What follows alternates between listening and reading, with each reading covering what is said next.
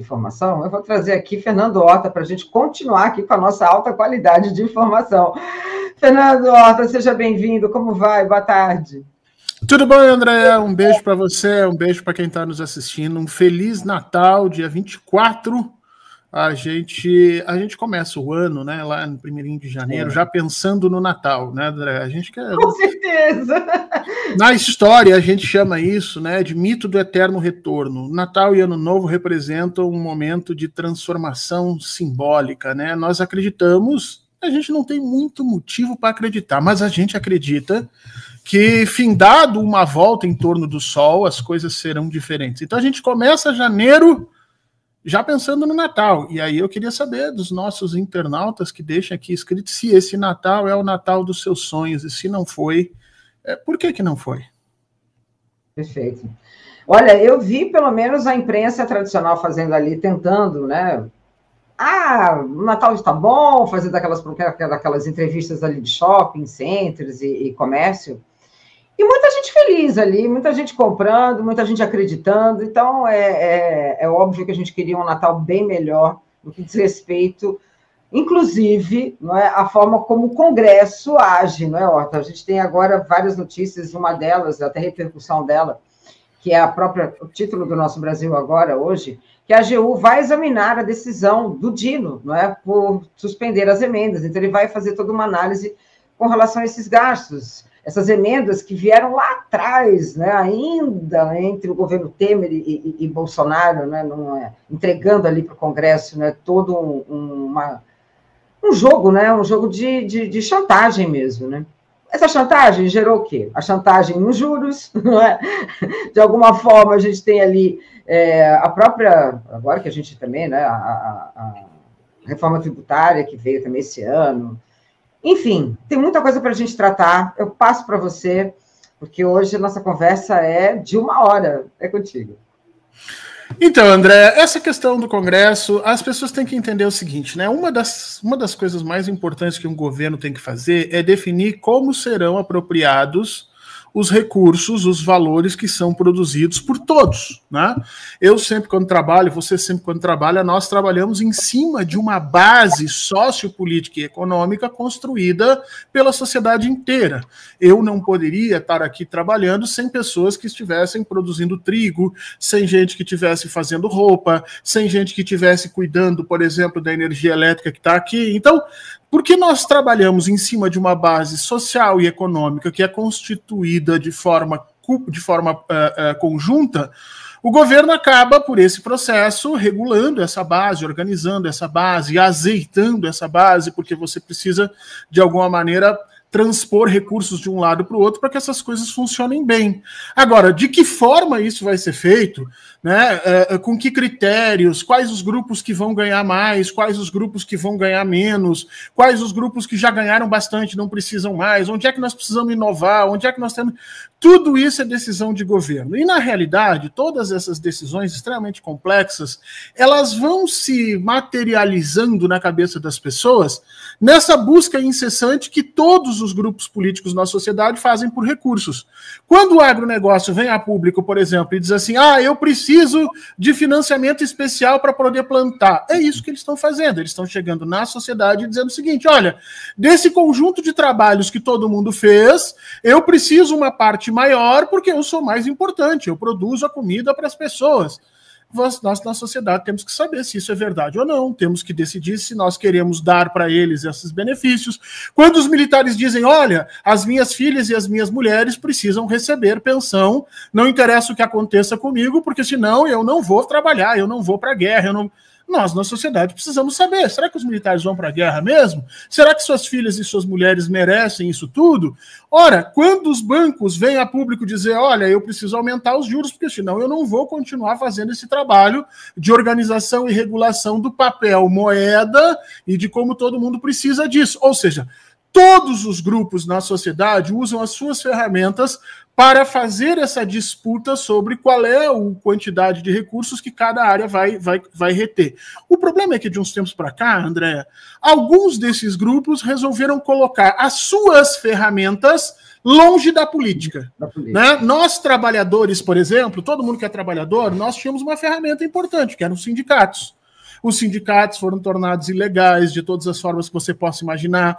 Né? Primeiro se tirou a liberdade dos sindicatos de se manifestar. Hoje em dia um juiz decide se uma greve é ou não é abusiva. Se a greve for abusiva, ele manda parar e ponto final.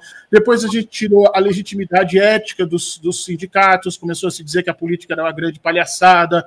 Né? Depois se tirou o financiamento dos sindicatos. Hoje, as nossas armas, as nossas, dos trabalhadores, ela está muito debilitada. Em compensação, as ferramentas das outros grupos sociais para buscar esses recursos estão cada vez mais fortes. E um desses grupos é o Congresso.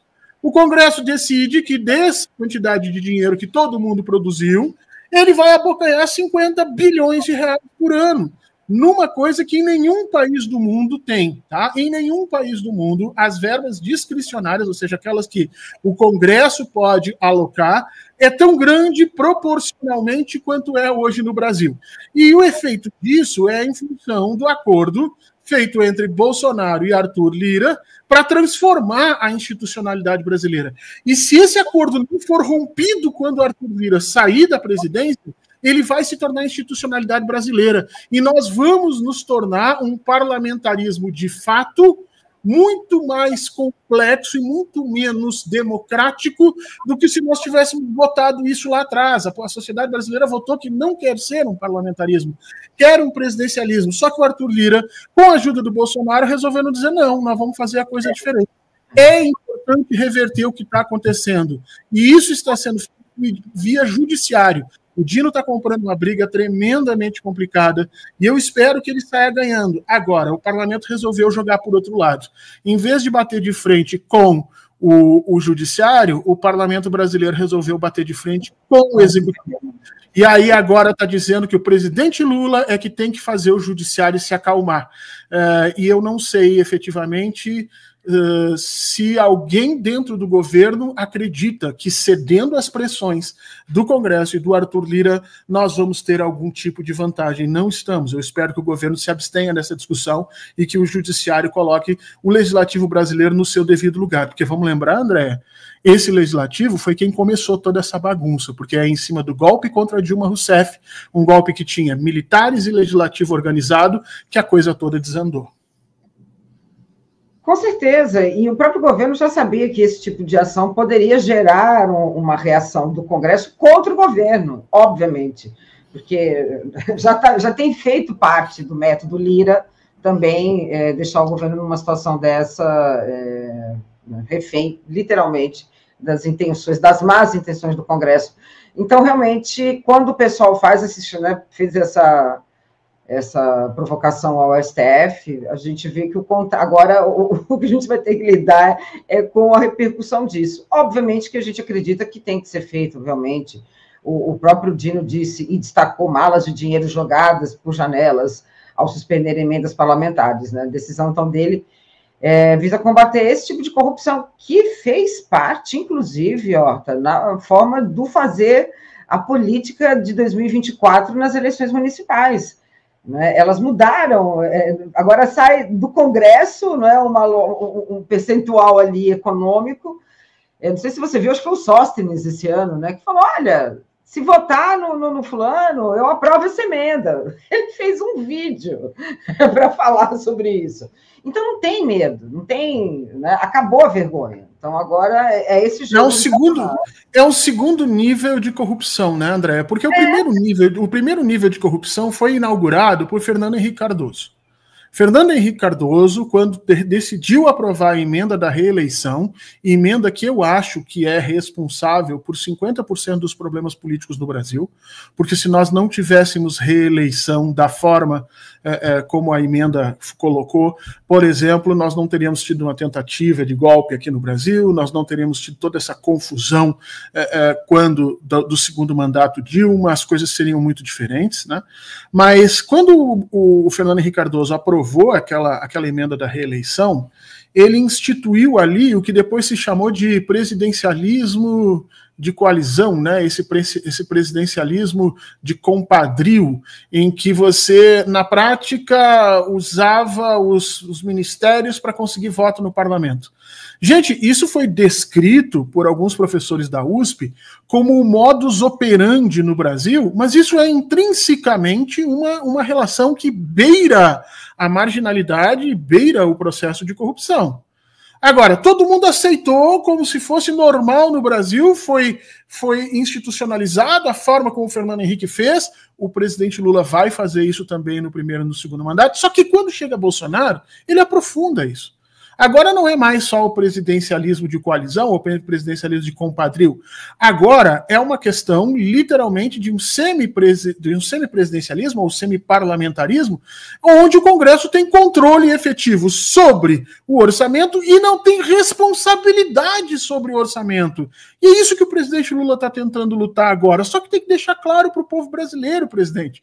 Não adianta o senhor ficar aí discutindo, falando aqui e acolá. Tem que deixar claro para o presidente que hoje o Congresso detém uma quantidade quase igual ao dinheiro que o Executivo tem para gerir o Brasil, na parte de discricionalidade, não nos gastos, obviamente.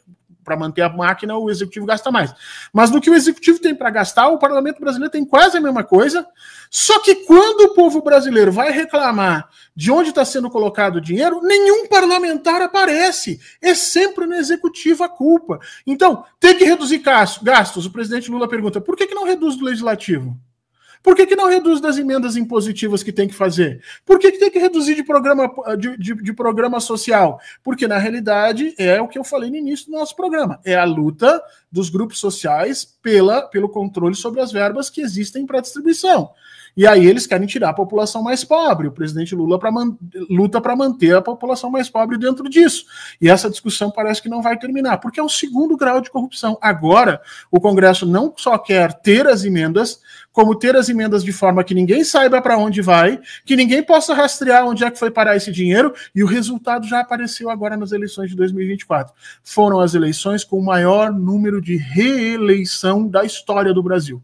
Ou seja, essa história de emenda secreta, essa história de compadrio no processo de adoção do orçamento brasileiro acabou gerando um Congresso que não se renova, um Congresso que tem novos coronéis, dessa vez não coronéis territorializados, mas coronéis em cima da institucionalidade do Estado, e o judiciário brasileiro tem que atentar para isso e dissolver esse processo. E com uma pauta absurda e, às vezes, e na maioria das vezes, sem demanda, porque o que teve de orçamento aí, PIX, que o dinheiro não foi investido porque não tinha, basicamente, logística para esse tipo de investimento. Nem isso tinha, quer dizer... As pessoas precisam entender como é que funciona isso, né? Veja, nenhum parlamentar está sem verba. Não é assim que funciona. Vamos supor que eu sou um parlamentar, me elegi, sei lá, por Itapopoca do Sul, André. E eu chego lá em Itapopoca do Sul e eu quero montar um hospital em Itapopoca do Sul, porque Itapopoca do Sul não tem um hospital grande. Olha, eu como parlamentar tenho todo o direito de ir lá, fazer um projeto, verificar quanto é que é os custos, acertar o valor, quanto tempo eu vou levar para botar esse hospital funcionando. Ah, vão ser 4 anos, são 3 anos de obra, mais 1 ano de inspeção, mais não sei o que, 4 anos, qual é o custo? Ah, o custo é tanto. Eu vou lá, pego isso, jogo no Congresso, consigo apoio de outros grupos e trago essa verba para montar o hospital em Itapopoca do Sul. Cara, isso é legítimo, isso qualquer parlamentar brasileiro pode fazer, e isso é o trabalho deles. Mas o que eles querem fazer? Eles não querem fazer isso, gente. O que eles querem é dizer o seguinte: eu preciso de 5 milhões de reais. Para que você precisa, Fernando, de 5 milhões de reais? Não sei, porque eu quero, sei lá, eu preciso de 1 milhão para mim, eu preciso de 2 milhões para minha campanha, eu preciso... Ah, então o que nós vamos fazer? Vamos duplicar essa estrada aqui? Quanto é que sai para duplicar essa estrada? Sai 500 mil reais. Não, vamos dizer que sai 5 milhões, então. E aí eu vou contratar a empresa da Andréia, que a Andréia é uma amiga minha, eu vou contratar a empresa, dou os 500 para ela, ela me devolve 4,5, fica tudo feliz e contente. Sabe por que isso não acontecia antes? Porque antes a AGU, o TCU, todos os órgãos que, abre parênteses, foram criados dentro das administrações do PT, Tá? Se você for olhar lá o que é o TCU, se você for olhar lá o que é a Controladoria Geral da União, a CGU, você vai ver que todos são órgãos criados dentro das administrações do Partido dos Trabalhadores. Antes não conseguia porque esses órgãos iam lá e perguntavam, vem cá, o que aconteceu aqui? Então o que o Lira inventou? O Lira inventou a emenda PIX e o orçamento secreto, onde basicamente o parlamentar manda o dinheiro, ninguém sabe para onde, ninguém sabe quem recebeu, nem qual é o projeto, nem como verificar se esse projeto foi colocado em prática ou não. André, na prática, o que o Arthur Lira inaugurou foi uma rapinagem sem nenhum tipo de comparação com o que a gente já teve na história sobre o orçamento brasileiro. E o que o presidente Lula tenta fazer é abrir os olhos das pessoas e dizer, gente, isso aqui não pode continuar. Não, com certeza, a maior rapinagem possível. E você lembra, porque assim, eu me lembro quando a gente tinha um congresso, na época do Fernando Henrique, que tinha o baixo clero, né, em que de vez em quando eles surgiam ali com umas coisas absurdas, e aí tinha uma pressão da população e eles voltavam atrás. Agora isso não existe mais, as pessoas podem falar o que quiser, e eles estão ali numa boa, continuam fazendo. E o que é pior, né? Aliados ao mercado financeiro. E aí eu vou trazer os juros, que esse ano virou ali um outro calcanhar de Aquiles do governo Lula, sobretudo porque Campos Neto quer se cacifar como, acho que, o grande algoz do governo Lula 3, mas acho que a grande perspectiva é ganhar muito, o mercado financeiro ganhar muito, criar uma recessão no país e usar o Banco Central Autônomo para interesses políticos, que foi por isso que ele foi votado, né? Para isso que ele está aí. É contigo, Arthur. André, tem duas coisas que a gente tem que entender aqui. Primeiro, quando a gente fala em Banco Central independente, a gente sempre pergunta, independente de quem? De quem que o Banco Central ficou independente? Porque independente, então é o seguinte, eu não pago mais o salário dele, é isso? Ninguém mais paga, eles não vão receber nada. Eles estão trabalhando lá. Não, isso não é verdade. Bom, então ele é independente de quem? E aí as pessoas têm que entender o seguinte, o Banco Central se tornou independente de mim, de você e do nosso voto da democracia brasileira. O Banco Central se tornou uma instituição pública que gerencia interesses públicos, que funciona na máquina pública, e é uma instituição que tem um mandato, ou seja, tem a ordem para fazer determinadas coisas que são extremamente importantes na economia atual, só que ela não depende mais do voto. Então, a única coisa que esse Banco Central se tornou é independente da democracia. É um Banco Central antidemocrático. Ele não responde mais. Nós voltamos no presidente e o presidente do Banco Central dá uma banana para o presidente, que foi o que aconteceu esse ano. O primeiro ano dessa estranha confusão que foi criada e que venderam que todo lugar é assim, o que é uma mentira, não é verdade. Não existe esse grau de independência que nós temos no Brasil, não existe nem nos Estados Unidos. E se você duvida de mim, é só ver o que o Donald Trump vai fazer agora com o Banco Central norte-americano. Tá? Então não existe essa loucura, isso foi feito exclusivamente para, e aí eu volto ao meu argumento no início do nosso papo aqui, para que os grupos financeiros e as elites brasileiras pudessem capturar uma parte do orçamento brasileiro via juro alto. Cada ponto na Selic, ou seja, se a Selic aumentar 1 ponto percentual, o governo brasileiro tem que pagar 44 bilhões de reais por ano a mais. Então, assim, cada ponto percentual é 44 bi a mais, gente, que entra no início do ano para eles, sem eles precisarem fazer nada. Sem entender quem é que quer continuar ganhando sem trabalhar, não é o cara que está ali batalhando, que ganha o seu auxílio. Não. Quem está tentando ganhar sem trabalhar é o dono do banco, é a elite financeira, é o aplicador na bolsa, day trader, que quer simplesmente ganhar em cima disso. É o cara que acumulou dinheiro e que simplesmente ele quer passar o resto da vida dele sem fazer nada, sem precisar ter boas decisões, inclusive, André, porque não tem nada contra o banco ganhar sem trabalhar, desde que ele tenha boas decisões, que ele escolha para quem ele vai emprestar o dinheiro, que ele faça o dinheiro render. Mas nós criamos no Brasil um tipo de economia financeira que é basicamente desprendida, deslocada, tanto do controle democrático da população, quanto da própria economia real. Hoje ela flutua com um juro real em torno de 6%, porque você desconta a inflação, ela flutua num juro real de 6%, que não permite que ninguém faça absolutamente que nada embaixo. Então, esse é o primeiro ponto que a gente tem que entender. Isso é parte das disputas que as elites fazem para se apropriar daquele orçamento público que está ali via juro bancário, né? Nós não temos uma dívida pública alta, viu, André? Se a gente for olhar a média da dívida pública dos países do G7 é maior do que a dívida pública brasileira em termos percentuais do PIB, só que a nossa dívida é a que paga a maior quantidade de juro. Ou seja, se você for olhar a dívida japonesa, o juro é baixíssimo. Se você for olhar a dívida alemã, o juro é baixíssimo. Se você for olhar a dívida americana, que já virou inclusive problema antes do Donald Trump assumir, antes dele assumir, ontem mesmo eles já tiveram um enrosco lá para fazer os Estados Unidos pagarem os salários, mesmo estando em déficit público antes do Trump assumir. Então, assim, esse é o primeiro ponto que a gente tem que entender. O que nós estamos falando? Nós estamos falando de um achaque sobre o orçamento, que é feito de forma legal, legalizada, porque foi colocado como lei, definido por parlamentares que, obviamente, receberam dinheiro de campanha para defender essas pautas. E aí vem o segundo problema, André. Até agora, nós tínhamos como culpar o Campos Neto, que, no meu entendimento, foi o pior presidente do Banco Central da história do país. E olha que na República Velha nós tivemos algumas criaturas que fizeram confusão gigantesca. Mas o Campos Neto, ele errou tecnicamente, ele errou teoricamente, ele não tinha conhecimento para fazer as coisas que ele fez, ele deu dados errados, ele construiu caminhos errados, ele legitimou processos que estão até agora para serem investigados pela Polícia Federal. Ou seja, é um completo absurdo. Sem falar nas questões do dinheiro que ele ganhava com a variação do juro, que a gente vai ver que ainda tá para ser discutido pela Polícia Federal. Bom, mas até agora a gente botava a culpa nele. A partir de agora, o nome é Galípolo. Galípolo, que é o indicado pelo presidente Lula, incensado pelo ministro Fernando Haddad, indicado, formado pelo Gonzaga Beluso, e com, vamos dizer assim, o aval do nosso querido Luiz Nassif, que fez o Galípolo passar 1 ano e meio fazendo programa com ele, explicando coisas de economia. E até agora, nas 2 oportunidades que o Galípolo teve para mostrar a que veio, ele errou nas 2. Nessa última semana, há um erro claro de utilização das ferramentas macroeconômicas para proteger a moeda brasileira. O Galípolo, que é a área dele, tá? A área dele agora, antes dele ser presidente do Banco Central, ele é exatamente o vice-presidente ou o diretor da área de finanças. Ele errou absurdamente nesse grande ataque especulativo que nós sofremos com o preço do dólar.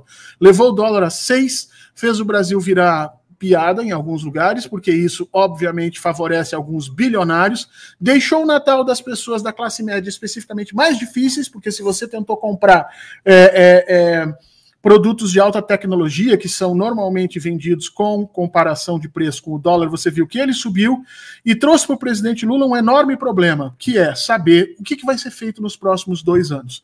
Será que o Galípolo vai seguir essa confusão que Campos Neto fez? Vai manter o juro na estratosfera e até agora parece que ele vai fazer isso? Ou será que ele vai dar uma marcha ré e diminuir o juro em 4% ou 5% num prazo de 6 meses, que é o que nós precisamos que seja feito para a economia brasileira poder andar? Eu, infelizmente, acho que o presidente Lula errou feio com a indicação do Galípolo.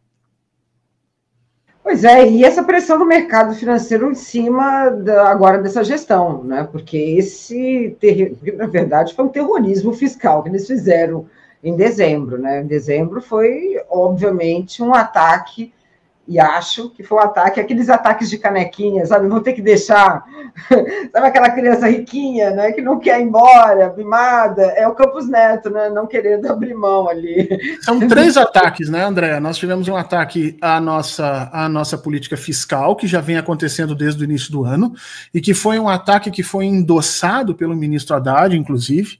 Lá no início do ano, o ministro Haddad começou a falar sobre ajustar as contas, como se as contas brasileiras naquele momento estivessem completamente desajustadas, o que não é verdade.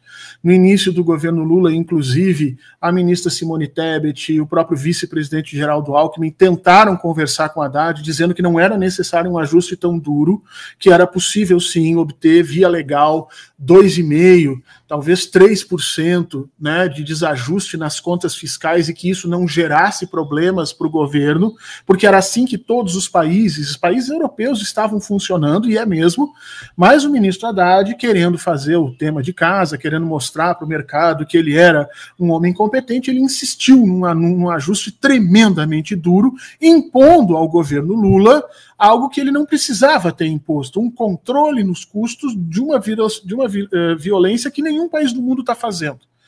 Muito bem, o Haddad tentou fazer isso lá atrás e ele criou a armadilha que se constituiu agora. Então nós temos esse terrorismo fiscal, nós temos o terrorismo inflacionário que foi feito pelo Campos Neto o tempo inteiro, mantendo uma meta de inflação tremendamente baixa, que a gente, inclusive, poderia ter mudado ela para permitir um pouco mais de ajuste no juro. Nós podíamos ter aumentado um pouco a meta de inflação, ter dito, olha, ela pode ficar aqui e aqui. Não, nós mantivemos ela lá embaixo, e aí surgiu esse terrorismo inflacionário, e agora nós temos um terrorismo cambial que está sendo feito no Brasil, com o dólar a 6 e pouco, e algumas pessoas dizendo que vai chegar a 7, e obviamente que tudo isso, o objetivo de tudo isso são dois. O primeiro eu mencionei no início desse papo, são as ferramentas de luta de alguns grupos sociais para buscar parte desses valores que são produzidos por todos. Isso acontece sempre no final e no início do ano, porque é ali que a gente apura qual é o valor que foi produzido por todo mundo. Agora, a outra parte é também tentar amarrar as duas mãos do presidente Lula, para que ele não possa, na segunda parte do seu mandato, conseguir ganhos políticos suficientes para se reeleger em 2026. Então, Andréa, essa questão fiscal, essa questão inflacionária, essa questão cambial, elas têm ligação direta com o processo da eleição. E se a gente não atentar para isso, nós começamos a entrar num terreno que vai ser muito difícil depois para a gente reverter o tamanho do problema. Olha, tem uma pergunta aqui, vou começar, tem alguns comentários, mas eu vou começar por essa pergunta do Wagner Spagnuol. Gostaria de saber se os erros cometidos por Bob Fields, grandchild, adorei, desde que assumiu o BC, podem ser tipificados como crime contra a economia popular. Olha, André, eu não sou especialista em direito, né? Vamos só explicar para as pessoas por que se chama de Bob Fields, porque o avô do Campos Neto, né? Roberto Campos Neto, porque houve o Roberto Campos. Roberto Campos foi uma das figuras que pensou a economia brasileira na época do regime militar. E como ele era parte desse ajuste que foi efetivamente construído pelos norte-americanos lá em 64, a gente sabe que o período militar começa, né, com os militares dando golpe em cima de interesses norte-americanos. Então a esquerda brasileira, para tirar sarro disso, em vez de chamar o Roberto Campos de Roberto Campos, chamava desse nome norte-americano, Bob, porque nos Estados Unidos o Roberto é sempre Robert, ou Bob, né? E Fields, porque Fields em inglês são campos. Então, assim, Bob Fields para lembrar o Campos, o Roberto Campos. E aí ele chama de grandchild porque é o neto, né? Então ele fez um excelente o Bob Fields para lembrar toda aquela problemática do regime militar, toda a entrega da economia brasileira que vinha num projeto de soberania, que era anteriormente o projeto iniciado pelo Vargas e que depois vai parar na mão do Juscelino Kubitschek. Tudo isso foi abortado pelo regime militar para se associar ao projeto econômico norte-americano. Então, eu não sou especialista em direito para dizer se poderia ser colocado como crime contra a economia popular. Eu acho que deveria ser crime de alta traição. O que o Campos Neto fez, se você for olhar, na época da pandemia, para ajudar o governo Bolsonaro e também para ajudar o Brasil, tá? Só que assim, ele escolhe qual a desculpa que ele quer dar. Mas para ajudar o governo Bolsonaro, ele baixou o juro lá embaixo. Nós tivemos juros durante a pandemia baixíssimos. O que aconteceu? As elites brasileiras pegavam dinheiro barato no Brasil e não investiram no Brasil, porque o Bolsonaro não fez nenhum programa para desenvolvimento nessa situação. Mas veja, ele usou as ferramentas do banco para ajudar o governo. Olha, parabéns, Campos Neto. Agora, quando entra o presidente Lula, ele faz o contrário, ele leva o juro lá em cima para prejudicar o governo, usando as mesmas ferramentas e dando desculpas teóricas que não são verdadeiras. Aliás, se você leu os relatórios do Copom, se você comparar os relatórios do Copom da época da pandemia com agora, você vê o tamanho da canalice que os caras escrevem lá. Basicamente, eles tomam decisões políticas e justificam da forma como eles quiserem. E então, eu acho que devia ser crime de alta traição. E eu ainda acho, gente, falando sério, que assim que virar o ano, que Bob Fields não estiver mais entre nós, né? E eu sempre digo, se é o meu adeus que te prende, goodbye, my friend, né? Vá embora, não estamos mais aqui. Mas eu tenho a impressão que assim que ele sair, a Polícia Federal vai pegar esse passarinho e esse passarinho vai confessar algumas coisas e coisas bem sujas vão sair de lá, viu? Com certeza. Você lembra da época da Lava Jato, quando o Moro procurava, e aí ele começou a procurar, né, naquelas, enfim, que eram onde eles faziam as aplicações fora do Brasil e tal, e aí encontraram a Globo, né, e aí ele parou de investigar. Isso. Foi, na realidade, nos Panama Papers, né? Papers, isso. O que é os Panama Papers? Um vazamento brutal de documentos em paraísos fiscais. O que é um paraíso fiscal? O paraíso fiscal é um país que diz o seguinte: olha, tragam todo o seu dinheiro para cá, nós não cobramos impostos, deixe seu dinheiro, e nós não dizemos de quem é o dinheiro e não entregamos informação para ninguém. Então, o paraíso fiscal é um local onde os grandes ricos no mundo inteiro guardam o seu dinheiro. Os norte-americanos sempre fizeram uso disso, os europeus sempre fizeram uso disso, até que grupos terroristas começaram a fazer uso também. Aí, quando se descobriu que a Al-Qaeda, por exemplo, utilizava os mesmos paraísos fiscais para botar o seu dinheiro, porque, afinal de contas, na Suíça e em outros desses, a Suíça não é mais um paraíso fiscal, mas ela sempre foi, né? O dinheiro que entrava lá, eles não se importavam de perguntar quem era o dono. Quando eles começaram a ver que os terroristas faziam isso, aí os americanos começaram a ficar contra os paraísos fiscais. Aí começaram a apertar um pouquinho mais. Eles nunca quiseram terminar com isso, porque uma parte significativa, alguns calculam que 25% do dinheiro norte-americano, ou seja, em dólar, está em paraíso fiscal, mas eles tentaram rever as formas e obter caminhos para buscar esse dinheiro para evitar o financiamento. Então, no Panama Papers foi, se não me engano, 2020 que aconteceu, 2020, 2019, um vazamento em que alguns hackers descobriram esses documentos, entraram nesses bancos de dados e vazaram publicamente. E ali, gente, saiu documento de tudo que era ricaço do mundo, mostrando onde ele tinha conta, quanto tinha dinheiro na conta, de que dia essa conta foi montada, quando é que ela foi movimentada por último. E o que o Moro fez? O Moro, na hora, foi nos Panama Papers, sequinho, para ver se achava a conta de Luiz Inácio Lula da Silva, de seus filhos, de Zé Dirceu, de José Genuíno, porque o Moro tinha certeza absoluta que ia encontrar. E não encontrou. Encontrou toda a família dona da Globo.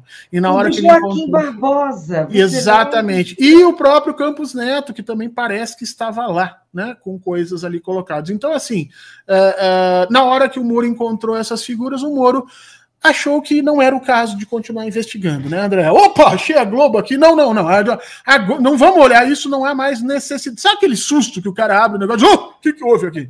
Né? E descarado, né? Porque ele foi descarado, né? Foi. Não, diz que não era mais importante e ainda escreveu, né? A gente tem essa mensagem porque ela vazou pela Vaza Jato, né? Escreveu para o Dallagnol e para os membros do Ministério Público que não era interessante a gente, incomodar pessoas que no futuro possam ser favoráveis a nós. Então, deu uma desconversada para que ninguém investigasse nada, deixa lá, porque nós vamos incomodar aliados que no futuro podem não ser. Então, gente, é disso que está se tratando. É disso. Veja, uma coisa que eu quero dizer para as pessoas aqui: não há nenhuma decisão na economia que seja estritamente técnica. Toda economia é política. E quem tentar te vender que existem decisões técnicas está tentando te enganar. Te enganar para te tirar pouco dinheiro, como, por exemplo, no banco, o gerente do banco faz isso, ou te enganar para tirar muito dinheiro, como acontece no parlamento. E, efetivamente, nessas ONGs e grupos de pesquisa que tentam vender para as pessoas esse absurdo. Perfeito. Vou trazer aqui o Beraldi, falou o seguinte: Horta, o México também está sofrendo ataque especulativo do mercado financeiro internacional. É uma ação orquestrada contra os governos democráticos ou contra os governos de esquerda, dentro de uma relação ali, né? Vamos só tomar cuidado com uma coisa, porque assim, todas as moedas nacionais estão desvalorizando, tá? Se você for olhar, todas elas estão desvalorizando, em qualquer lugar do mundo. Por quê? Porque há uma incerteza muito grande sobre a questão geopolítica. Toda vez que o Netanyahu invade ou toca míssil em algum lugar, toda vez que o cara da Ucrânia... Isso gera incerteza, e quando gera incerteza, as pessoas que têm dinheiro correm para buscar o asset, como a gente diz em inglês, né? O produto que lhe dá maior segurança de manutenção de valor.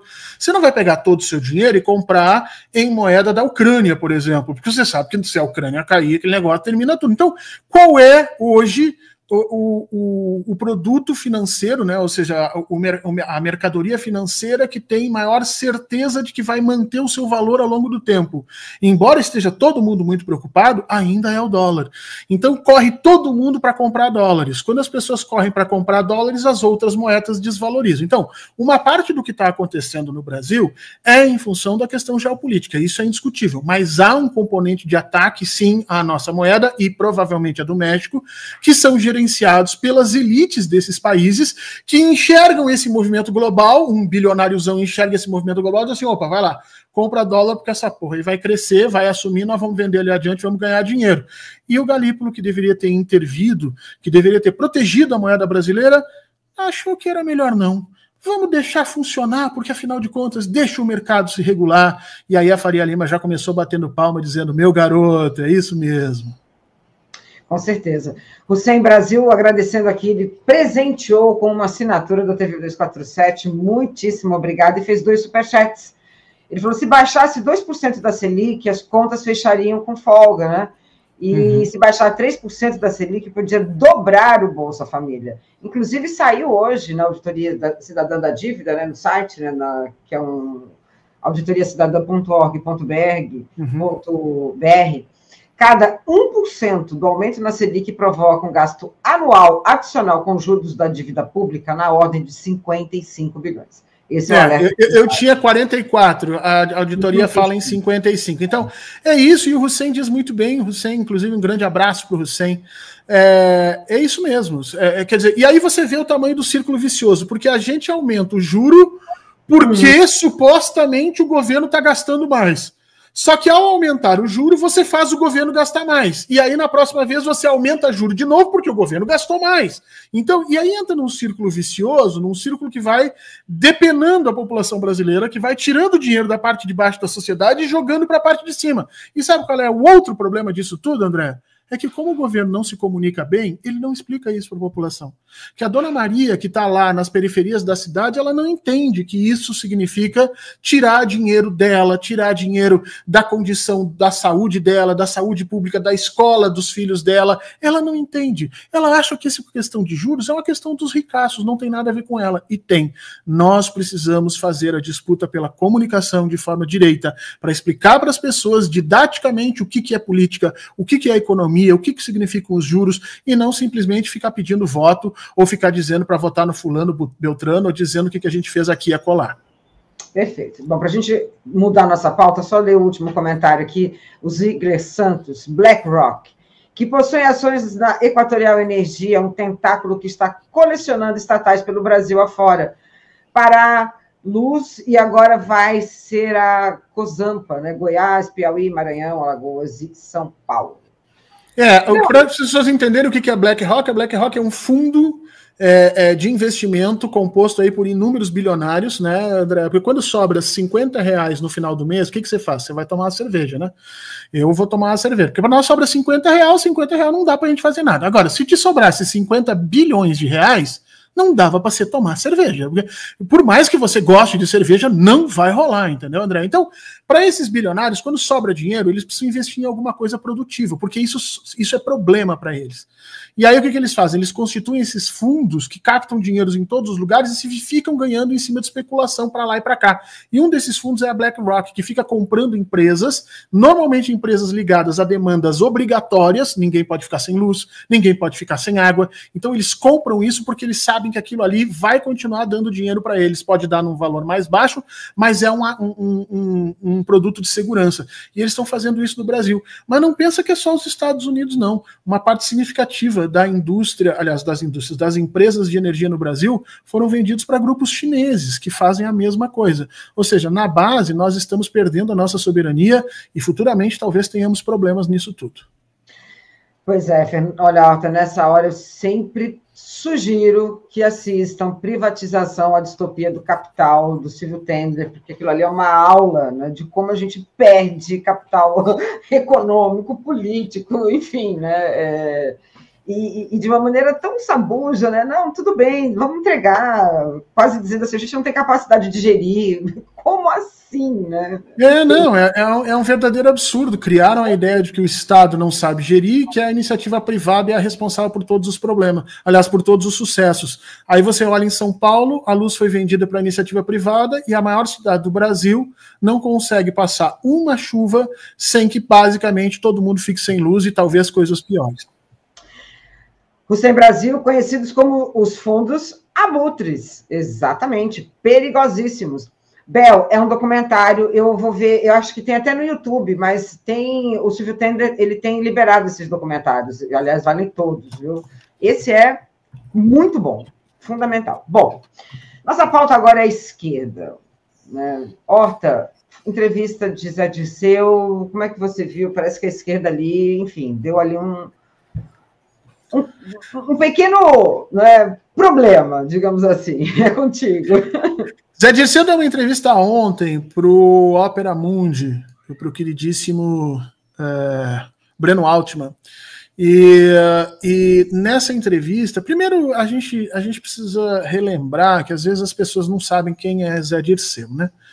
Zé Dirceu foi 4 vezes deputado federal, mais eu acho que 1 ou 2 vezes deputado estadual por São Paulo, foi ministro-chefe da Casa Civil num dos momentos mais importantes do governo Lula, foi presidente do Partido dos Trabalhadores, se não me engano, 4 vezes, se não me falha a memória, 4 vezes, e depois foi uma das figuras que foram desabilitadas nesse processo do golpe, né?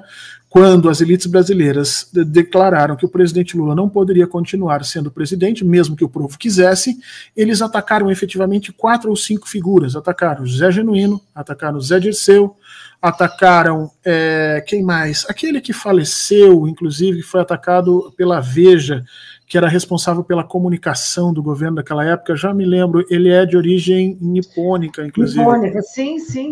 Daqui a pouco me vem o nome dele, Mas, enfim, atacaram todos esses caras que eram as cabeças pensantes por trás do governo Lula, né? E o Zé Dirceu foi uma dessas figuras. Pois o Zé Dirceu deu essa entrevista, agora há pouco, aliás, ontem, para o Breno Altman, e ele disse 3 coisas extremamente importantes. Tá? Eu, inclusive, sugiro que assistam a entrevista. A primeira das coisas que ele mencionou... Não é o Hashimoto ou o Gushken? É o Gushken, isso, Gushken. Isso, Gushken. E ali você ainda atacou outras pessoas ali, como eventualmente o tesoureiro do PT na época, colocou todo mundo no mesmo saco para atacar para atacar o mesmo Lula, para atacar o presidente Lula, né? Então, mas enfim, o Dirceu deu 3 informações importantíssimas ali para a gente. A primeira informação é que ele pretende se candidatar novamente a deputado federal, né? E inclusive disse que talvez esse seja um processo de redenção dele, né? Que o povo, se assim entender, e é muito interessante ver um político do quilate do Zé Dirceu. Você pode concordar com o Zé Dirceu ou discordar, e tá no jogo concordar e discordar, tá? É por isso, inclusive, que ele lutou, né? Hoje em dia a gente acha que quem nos defendeu do golpe de 2024 foi o Moraes, do STF, mas lá atrás foram pessoas como o Zé Dirceu, que pegaram em armas e fizeram a coisa funcionar. Então vamos lembrar as coisas no seu devido lugar, né? Então você pode concordar e discordar do Dirceu, não tem problema nenhum, mas quando ele declarou que ele ia ser candidato a deputado federal, ele não faz que nem eu e você, entendeu, André? Que se a gente fosse candidato, a gente diz, você é candidato, hein? Não. Ele diz assim, ele introduziu com uma frase que eu achei fantástica, ele diz assim, se o povo de São Paulo assim me der essa honra.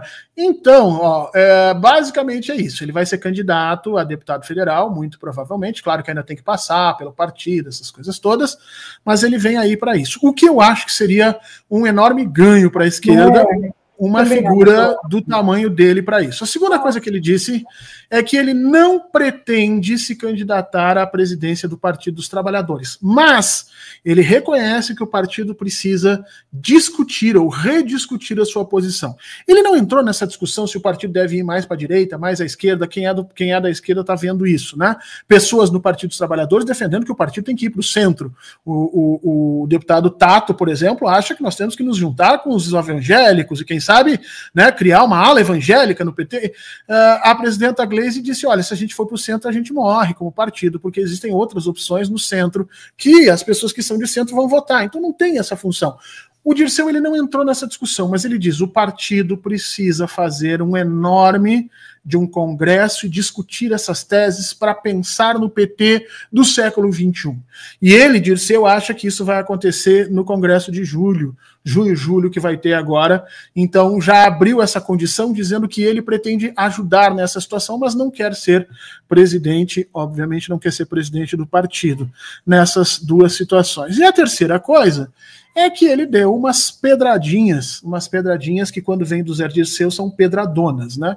Pedradinha sou eu e você que damos, né, André? Quando a gente diz assim, eu critico o Haddad na economia. O Haddad tá cagando e andando para mim, né? Ele não vai nem deixar de tomar o cafezinho dele porque eu falei alguma coisa. Agora, quando é o ministro do Quilate, um ex-ministro do Quilate, do Zé Dirceu, a coisa fica complicada. Então o Breno Altman fez o Zé Dirceu sair da conchinha e ter que assumir algumas coisas. E ele realmente disse, olha, acho que nós estamos com o caminho errado em algumas situações, embora ele reconheça o esforço do ministro Fernando Haddad, ele criticou claramente ali, especialmente esses pacotes de final de ano, que fizeram a cabeça da população ficar maluca, né? O governo mandou determinadas coisas para o Congresso agora em dezembro, que o próprio Partido dos Trabalhadores não votou a favor. Vários deputados do Partido dos Trabalhadores disseram, não, contra isso nós não vamos votar. E o PL, Andréa, o Partido Liberal, votou junto com o governo.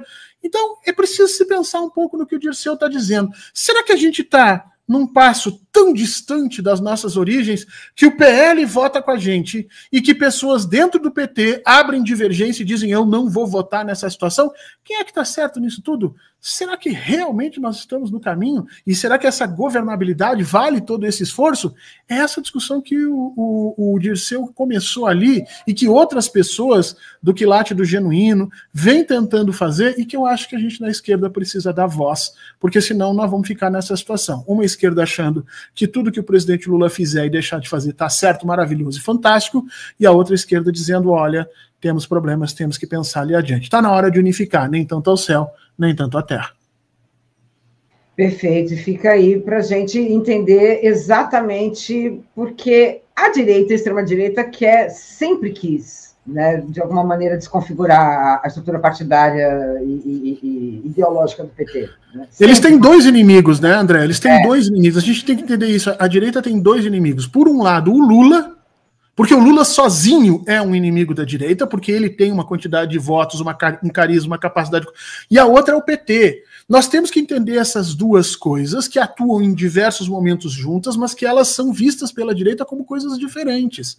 Né? Então, se eles puderem desarticular o Lula e depois desarticular o Partido dos Trabalhadores ou um deles, para ele é vantagem. Nós é que temos que preservar os dois, nas suas funções e nas suas condições históricas. Muito bem. Olha, vou ler aqui. O Wagner Spagnuolo falou que o Zé Dirceu é e foi um grande articulador. Tanto é que em todos os movimentos sociais havia a tendência articulação, que às vezes atuava lá no rolo compressor, né? Pragmatismo necessário nestas horas. Exatamente. Teve também um outro comentário bem importante que eu tinha separado aqui, da Silva, acho que é da Silvia. Olha, me perdoe aqui, mas a CUT e o MST está na hora de mostrar para que foi feito, né? Ajudar o presidente, bora para a rua. Pois é, Horta, eu acho que está faltando uma esquerda um pouco mais ativa, a nossa esquerda está muito acomodada, acho que, né? Beleza, votamos no Lula, resolvemos o problema. Não! O próprio presidente se revolta com isso. Isso é um efeito, primeiro, do tamanho do presidente Lula, tá? O presidente Lula tá no tamanho do Brasil de Vargas. No meu entendimento, passou Juscelino há algum tempo. Eu acho que hoje os dois grandes líderes, se nós pegarmos toda a história brasileira, tem três grandes líderes brasileiros que mudam a cara do Brasil, que é o Pedro II, Getúlio Vargas e o presidente Luiz Inácio Lula da Silva. Então, o Lula está nesse ponto. E o grande problema é que ele sabe que está nesse ponto. Então, tem muita coisa em jogo. Né? Muita coisa em jogo. E aí, nós no Brasil nos acostumamos a trabalhar nessa figura do paizão, né? Não, deixa o homem trabalhar, deixa que ele entende, eu vou tomar minha cerveja, o que o Lula decidir está decidido. E o próprio presidente Lula sabe que isso não é possível. Quando ele fez uma análise do que houve de problema no primeiro e no segundo mandatos dele, o que levou à grande crise depois com a presidenta Dilma, uma das coisas que ele disse foi isso. Ele disse, olha, as pessoas quando viram Lula na presidência acharam que não precisavam mais lutar. E a luta social é essencial. Gente, na boa, quem fica batendo palma para tudo que o presidente Lula diz, às vezes prejudica o presidente Lula, porque ele vai dizer coisas na condição de presidente, mas ele gostaria de estar fazendo outras. Ele só pode fazer outras se o pessoal for para a rua questionar. Ah, vai mexer no salário mínimo. Não vai. Ah, vai mexer nos mínimos para a educação. Não vai. Aí o presidente Lula diz, não, vamos apoiar o Fernando Haddad. Aí o pessoal vai para a rua e diz, não, não vai mexer no mínimo da educação. Aí quando nós fomos para a rua, aí a gente dá condição para o presidente Lula chegar nas reuniões e dizer, gente, eu não posso tomar essa decisão porque eu estou com 30 milhões de pessoas nas ruas. Então, assim, tem muita gente que às vezes aplaudindo, batendo palma, achando que nós estamos fazendo bem e estamos fazendo mal. E o próprio presidente Lula já disse isso em diversos discursos. Critiquem, questionem, o governo sempre pode melhorar. E a gente precisa fazer isso. Está na hora da esquerda começar a entender que o presidente está pedindo ajuda. Pois é, Horta, eu não entendo isso. Como que né, de uma certa maneira, a militância e os movimentos sociais como um todo não percebem que desde 2023, lá no primeiro momento, né, quando ainda estávamos tentando entender o golpe do 8 de janeiro, era para a gente ter uma relação um pouco diferente, até mesmo para mostrar o apoio que o governo tem. Porque é essa a questão. Né? Há um jogo de interesse muito forte e uma falsa equivalência, né? O presidente Lula ele tem uma forma de governo diferente da presidenta Dilma. A presidenta Dilma tomava as decisões, batia no peito e aguentava. E até por isso que ela acabou sofrendo a misoginia que sofreu, a violência que sofreu, né?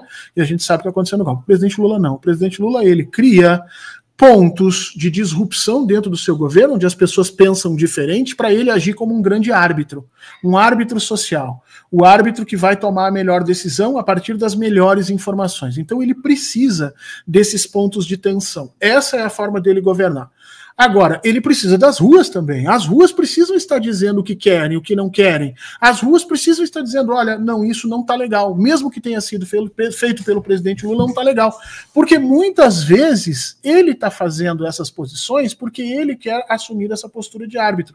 Mas internamente, aquele líder sindical queria estar gastando 6, 7 vezes mais em educação, queria estar mandando esse arcabouço fiscal para puta que o pariu. Só que se ele fizer isso, bom, aí o caldo entorna de vez. Agora, não impede que nós nas ruas venhamos a pedir para que ele possa chegar e dizer, olha, eu tenho 30 milhões de pessoas nas ruas, eu não posso mexer nos mínimos para a educação e para a saúde, porque senão eu vou levar esse país a um problema. Tá aí, a esquerda precisa entender que ajudar é também botar o pé na rua. Com certeza, né? Não tem como, tem que ser uma... Porque tem hora, Horta, que sinceramente eu penso o seguinte, parece que quem está usando a organicidade ali, né, de uma esquerda, né, em termos de método, é a extrema-direita, é a direita. Ela foi para a rua e não saiu de lá.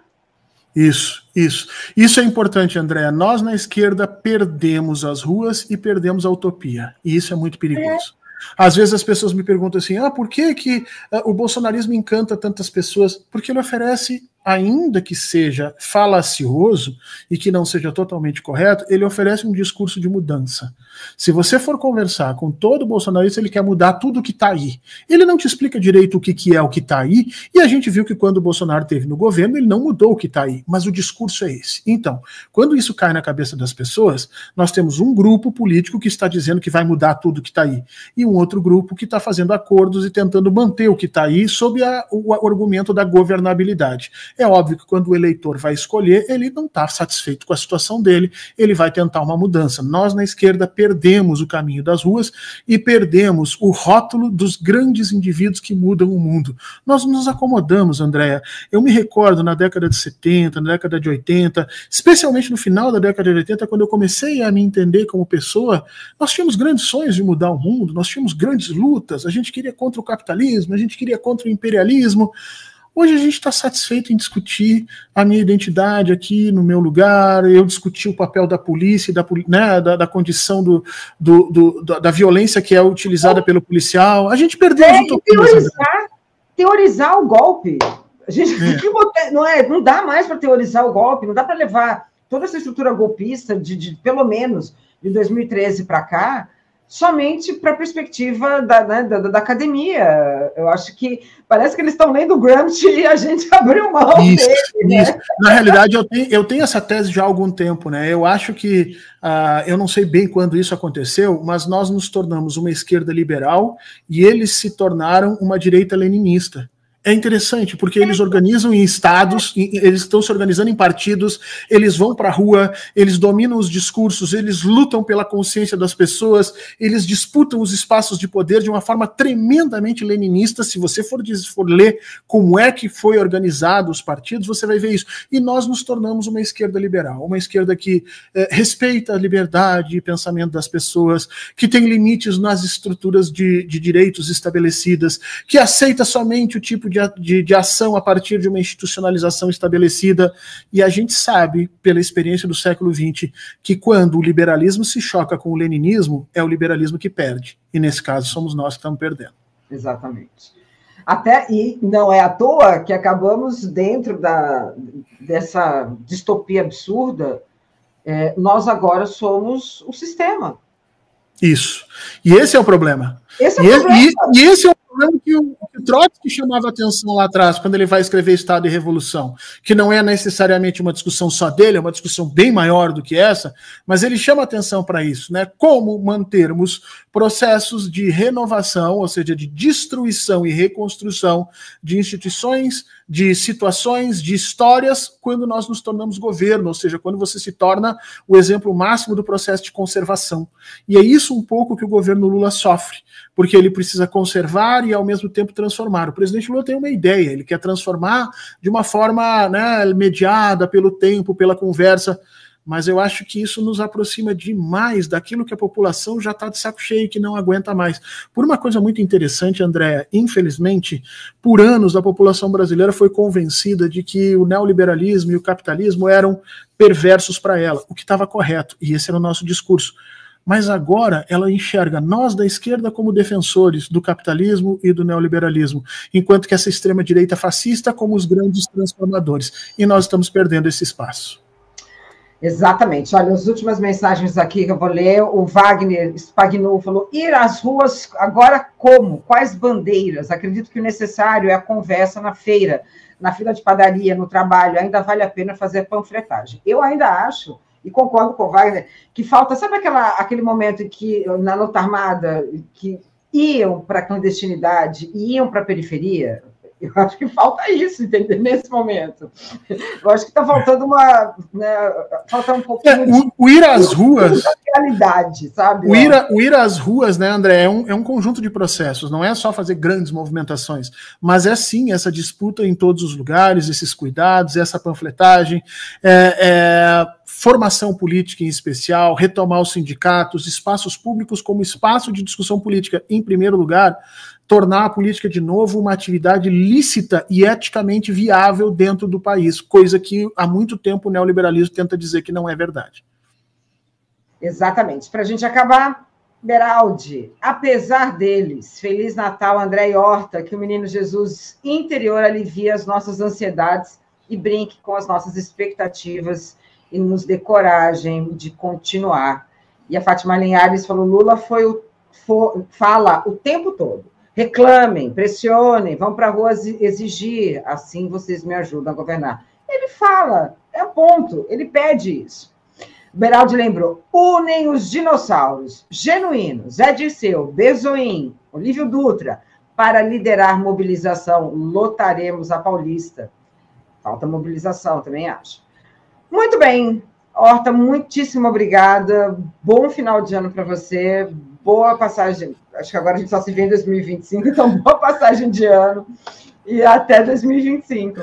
Andréa, para todo mundo um grande abraço. Se você é religioso, entenda a importância do Cristo religioso, entenda a importância da sua mensagem, da congregação que faz, de que olha a todos sem fazer distinção e que faz questão de salvar um cão sarnento, tanto quanto alguém das elites ou tanto quanto um trabalhador. Mas se você não for religioso, entenda a importância do Cristo histórico, daquela figura que faz uma revolução na Galileia e que bota de joelhos um império que durava naquele momento conhecimento mais ou menos uns 700, 800 anos, e que era a coisa mais sólida que existia no mundo, e que com pequenas condições, pequenas disputas, pequenas caminhadas, esse Cristo histórico vai ser lembrado da Grécia até o Oriente Médio como a figura que fez essa disrupção. Então você pode gostar sim do Natal e pode gostar dessa figura, mesmo não sendo religioso. Para todo mundo, um excelente Natal, que seja aquilo que você sempre sonhou. Pois é, né? A gente faz aquela brincadeira clássica, né? Ele era o nosso primeiro comunista, sem saber o que era ali o comunismo, né? Mas foi o primeiro revolucionário, foi o cara que botou o Império Romano de joelhos ali. Isso é importantíssimo, e acho perfeito voltar para esse Jesus histórico, né? O Jesus histórico é fundamental para a gente entender muita coisa, muita coisa. Ota, muitíssimo obrigada. Beijo para você e até a próxima. Tchau, tchau. Beijo.